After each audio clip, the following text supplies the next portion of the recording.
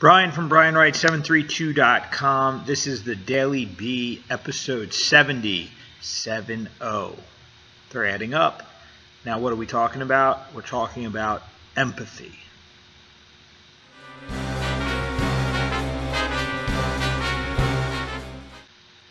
Hey, it's Brian from Wright732.com and fitin.com, PHITIN.com, and I want to talk about empathy today.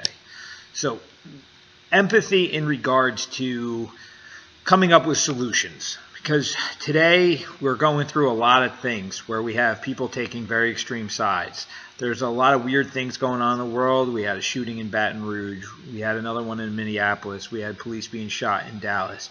We have extreme left, extreme right politics going on with a presidential election coming up, and it's causing people to have a lot of discourse.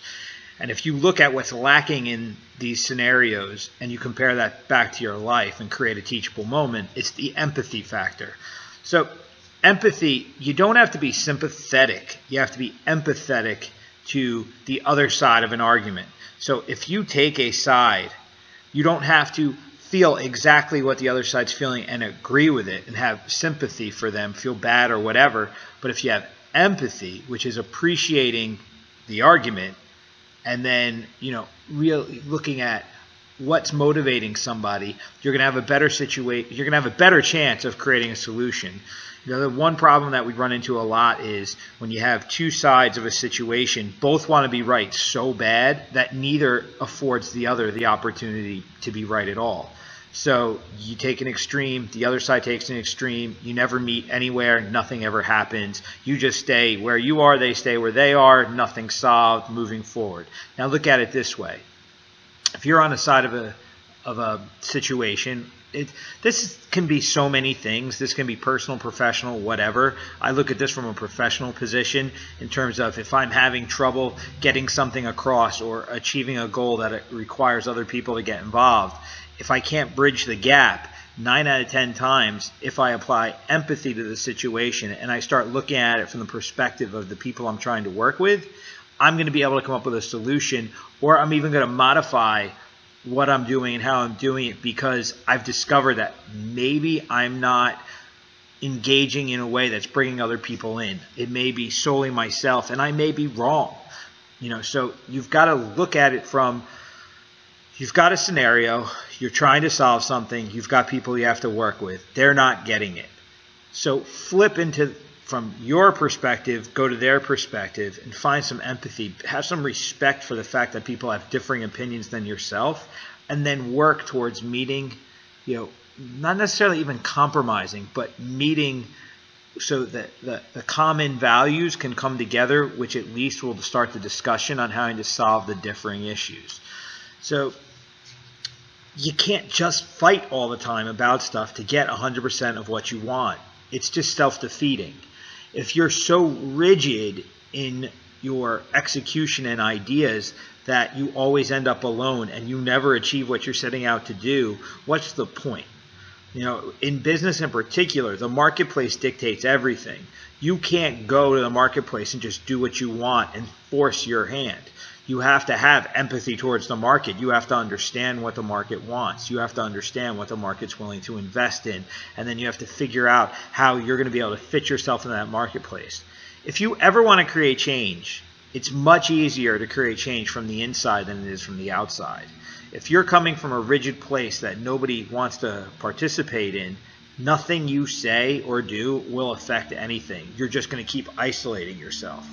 So if you take an empathetic position and you respect the other side, you can actually get involved and get in the mix and start a discussion and start tactical moves with other people to achieve what it is you set out to do. You don't want to isolate by staying rigid or extreme. You have to be able to compromise. You have to be able to have some kind of understanding of the other side, of the side that you may be in combat against, the side that you just may have a differing opinion on, whatever. But again, if you want to create change, it's way better to make change within than it is to stay on the outside. You don't want to be at the outside throwing rocks at everybody else because you're alone. There's a lot more of them than you in those scenarios. And if you are on the inside and you do have a lot of people and you're constantly that individual that's trying to make things, different, in their mind they may be thinking it's better, in your mind you may be thinking it's a waste of time. But if you're always pushing away anything that's new, you're also isolating yourself with your group. It's all about being open to ideas. It's all about being ego-free enough to allow other people to participate in the conversation. It's allowing to ultimately be right by allowing other people to be right at points along the way. Does that make sense? Where again, it's that micro-macro thing where you may, on the end result, get exactly what you want. You're going to have to give up the credit along the way at certain times. And again, if you really are clear with what you want and you have an end game that you're working towards, giving up credit, giving up compensation, allowing other people to get personal, professional benefits from the process, that's easy because you're not playing a day-to-day small game.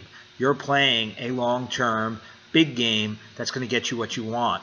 So by giving up that credit, by giving compensation appropriately, by doing things that you may not feel like you necessarily want to do, but you understand that by doing them, it's going to motivate the people that you're working with. It may bridge gaps that you're having in relationships or arguments or projects.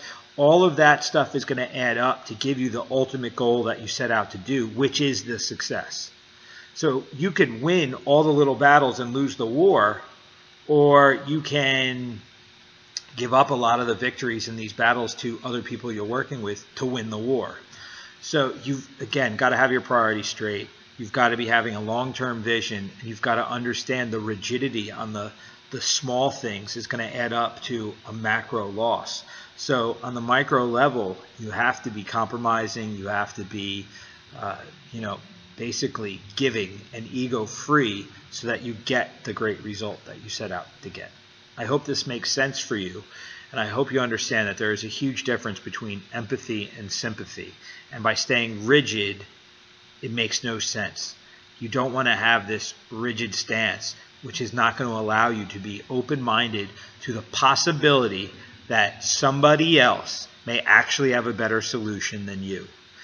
And again, if you want the big result, if you want to climb to the top of the mountain, you are going to have to be open to the best ideas. And then you're going to have to be able to implement those ideas without ego. It's not about taking credit. It's about getting to where you set out to get. That's the victory.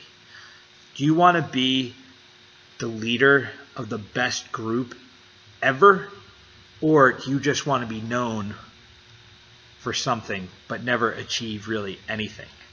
I would rather achieve great things and be kind of unknown or in the background than to be a point person and everybody knows but hasn't really done much except create a semi-celebrity. So do you want to be famous or do you want to be successful? You got to decide. So take that. It's a Monday. It's a beautiful day here in New Jersey. I'm going to go continue training clients, and then I'm going to go enjoy this weather. I'm going to take my son for a bike ride because for me, that's a micro and a macro victory. All right? Get your priorities straight. Have a long-term vision. Make something happen this week.